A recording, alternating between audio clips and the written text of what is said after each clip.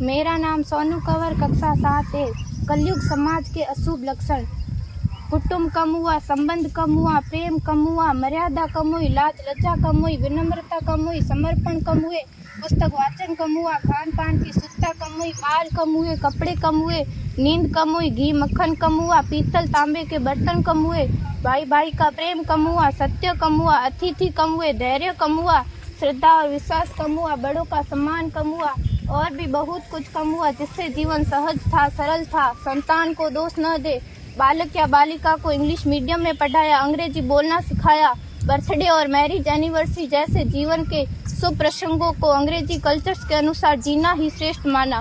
माता पिता को मम्मी डैड कहना सिखाया। जब अंग्रेजी कल्चर से परिपूर्ण बालक या बालिका बड़ा होकर आपको समय नहीं देता, आपकी भावनाओं को नहीं समझता, आपको तुच्छ मानकर आपसे जुबान लड़ाता, जब आपको बच्चे में कोई संस्कार नजर नहीं आता, तब घर के वातावरण को गमगीन किए बिना, संतान को दोष दिए बिना एकांत में जाकर रो लीजिएगा, क्योंकि पुत्र या पुत्री की पहली वर्षगांठ से ही भारतीय संस्कारों के बजाय, मंदिर जाने के बजाय केक कैसे काटा जाता है, यह सिखाने वाले आप और अम्मी है। जब बच्चा पहली बार घर से बाहर निकलता है तो प्रणाम और आशीर्वाद के बदले बाय बाय कहना सिखाने वाले आप और अम्मी है।